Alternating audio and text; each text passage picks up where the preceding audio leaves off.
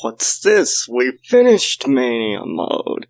Well, that's true, but there's still one other mode that I need to show off. I mean, not counting, like, the other modes in, like, an extra video or whatever. That mode is, of course, Encore Mode. And this is the Mississippi King welcoming y'all back to Let's Play Sonic Mania. And this time, we're actually going to be starting on Encore Mode. Yes, that's right, it's about time I got around to it. I'll just delete my practice file, and right here we're introduced to Angel Island Zone. It's extremely brief though, so it's not nearly as cool as I thought it would be, which is, disappointing. But whatever, I can actually finish this stage in like less than 25 seconds, so it's not that long. And I kind of wish it was longer though, but whatever. And if it looks different, if this footage looks different, it's because I'm actually recording it on a new capture card. And right when we beat to Act 1, we're given a choice between Mighty and Ray. So I'm actually going to pick Mighty. You can pick Ray if you want, but I'm not going to. So as I was saying earlier, of course this is recorded on the HD PVR2 Gaming Edition. And I've actually been using it for The Revenge of Shinobi and Mega Man X. But this is my first attempt at using it to record HDMI, so hopefully it should look better, but I'll leave that to the viewers to decide, so let me know whether this actually improves the general footage quality of the video. Right here, the Phantom Ruby, I guess, revives most of the hard-boiled heavies, except for Heavy Magician, who was already revived. So now let's see what happens when we pick Ray instead of Mighty. Ray basically can sort of glide. It's similar to Knuckles, but he can gain altitude. I'll talk more about that later. But the gimmick with Encore Mode is that you actually haven't any lives. Instead, you have characters. So you can collect all 5 playable characters, and when you do, you won't need to collect anymore. And now we've come to the real reason I've picked Mighty over Ray. He can break through that passageway, he can slam to the ground, and basically Mighty's abilities are that he can roll around, and when he's curled up, he's protected from projectiles and spikes. Small projectiles, that is. He can also slam the ground, and when he does that, he can break through certain passageways, such as that, and that one leads to a special ring, which I'm going to be going after some special rings because I need to go to these special stages, and oh boy, these special stages are not to be messed with. These are significantly harder than the special stages found in the original Mania Mode.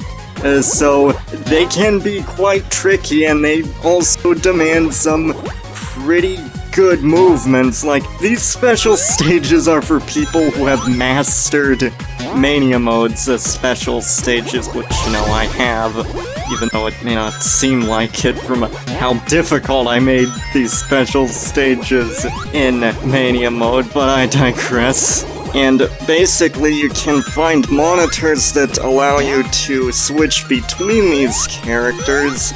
You can press the triangle button to switch between the characters you have with you at the moment. I'm not sure what the equivalent button is for other consoles, but that's what you press in this version. When you break open these monitors, you can, like, swap with, like, another character that you have in reserve. And there are 3 characters that you can hold in reserve and 2 that are active.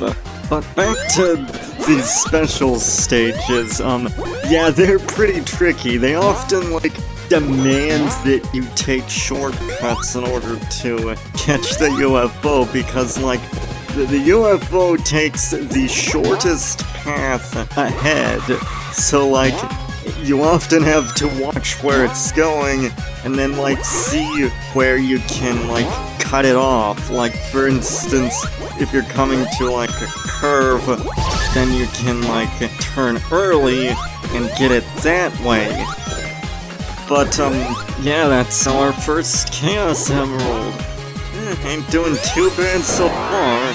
You'd be surprised how many times it took me to get that special stage right.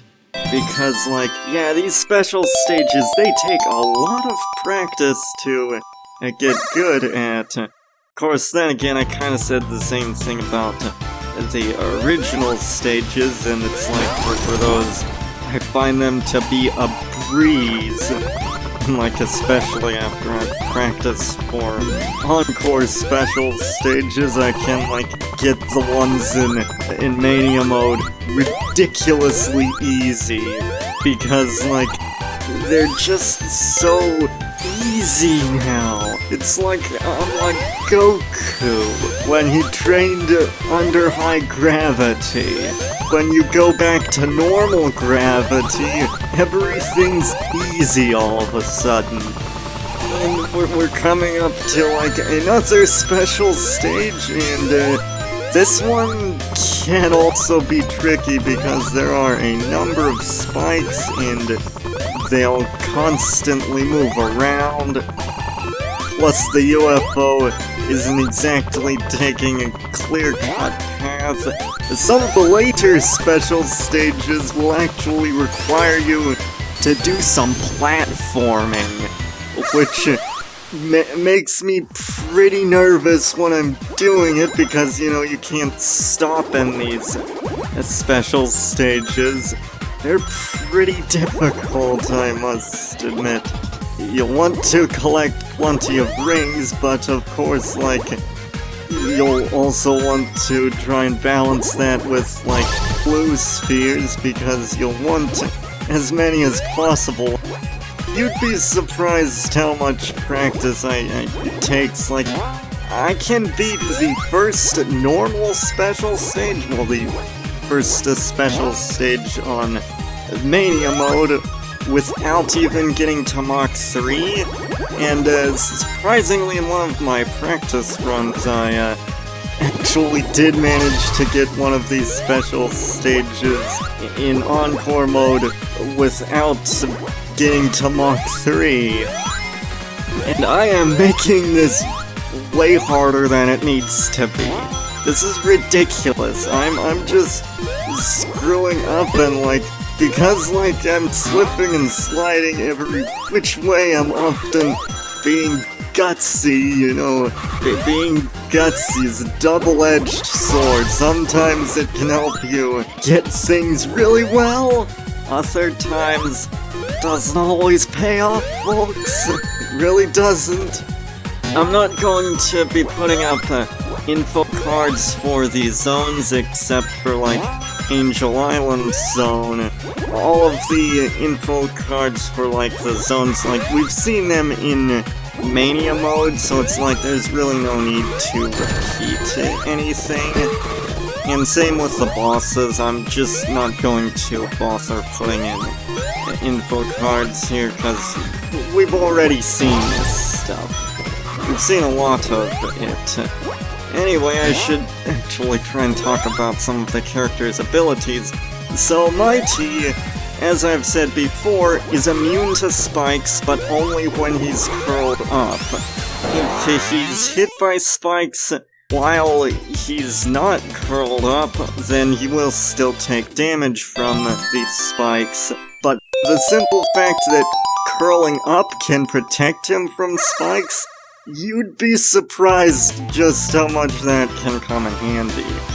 Because, like, a lot of hazards are based around spikes, and like, the Act 2 boss to Green Hill Zone is laughably easy with Mighty, because you may even be able to cheese it without even taking any hits. And that's insane, because, like, you know, he has spiky arms, but, you know, Mighty can protect himself against spikes when he's curled up, which means that, you know, he can easily cheese it. Basically what happens is that, like, he bounces off spikes when he touches them lightly, or like if he hits them once, he'll like slightly bounce off, but if he like hits spikes a second time, he'll uncurl, and he's vulnerable there. However, when he's uncurled and touches a non-spiked surface, then he'll gain some invincibility frames. You can use this to your advantage, namely against the Act 2 boss, as I've said before. Ray's abilities allow him to sort of fly because, like, basically, it's like the cape from Super Mario World. So, like, you use it and, like, you press forward to dive down, and then backwards to fly up, and like the more you hold down, like the higher you'll go when you pull back. So that comes in handy quite a bit. It's also, of course, very speed oriented because like you can rack up a lot of momentum. If you watch the speed runs of stages in Time Attack leaderboards, then like Ray just utterly breaks the game. Like, people can just utterly obliterate stages with Ray because he can just blaze through them because he can, like, fly over most obstacles and, like, get to so far. The only downside is that he's vulnerable during that, and, like, being able to, like, use Ray to speed through stages like that? Yeah, that does take a lot of skill, so it's not easy, shall we say. Of course, Tails can fly if you press the jump button in midair and, like, fly for a short time, or swim when he's underwater. And when Ray is underwater, you can, like, perform the glide animation, but it doesn't actually work. He basically plummets while underwater, so that's worth keeping in mind. Since there are no lives in Encore Mode, that basically means that you're stuck with continues, which are the closest thing to lives in Encore Mode. As since when you lose all of your characters, you use up a continue. So it's like, continues actually do kinda make sense in Encore Mode, but they don't make any sense in Mania Mode because they have been obsolete for a very long time. Sonic 3 and Knuckles made them obsolete, and yet it's still included them, go figure. I mean, it was a transition period, shall we say, in game design, when, like, we were starting to introduce save systems, and, like, save systems would later basically make lives and continues and stuff kind of obsolete. And yet they still included both, and you know, I just missed a special ring. There's another special ring back in the stage, but I didn't pick it up. That is, it's okay, it's not the end of the world. Stop panicking, sir! This is not going to be as big of a deal as you're making it out to be. the special stages are aplenty. The special rings, that is. In fact, there are enough to get all 7 Chaos Emeralds by the end of Chemical Plant Zone. Which, speaking of Chemical Plant Zone, we've finally gotten to it. And yes, I'm actually going to be tackling it in this video. Well, I mean, at least half of it. Because, like, now, since we're not going to be bothering with bonus stages for the most part, I'll show off it a bit, but barely any. Because there's not much point to them in Encore Mode. Chemical Plant Zone in Encore Mode is kind of different, but basically, like, Encore Mode slightly changes up the design of the stages, although they're kind of very similar. Some items are in different places, and there are some unique power-ups and whatnot, so, you know, it's not particularly different. Actually, on that note, I was originally debating whether or not to even do a playthrough of Encore Mode. However, I decided in favor of it because, like, stages are different enough. I mean, mostly in appearance, but still different enough to, I think, warrant a second playthrough. Even if that weren't the case, even if they were more similar, the whole mechanic of, like, being able to switch between different characters and whatnot in a relatively dynamic fashion, where, like, you collect characters and the way that that changes the game, I felt that that alone does kind of warrant a second playthrough. It's just my opinion, but I do think that we'll be able to make this sufficiently distinct enough to be worth it. Anyway, I should talk about Knuckles' abilities. He can glide and climb walls, and, like, he can also break certain passageways by touching them.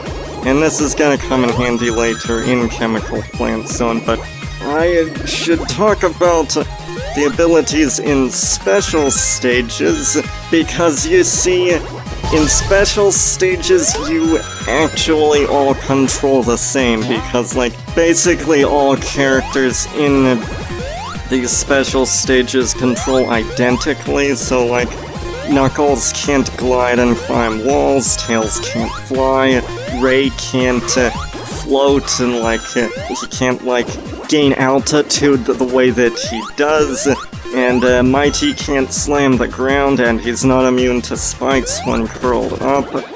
So they play identically in Encore Mode. In fact, they even have the same jump height, so, like, Knuckles isn't as fast as Sonic, and he can't jump as high.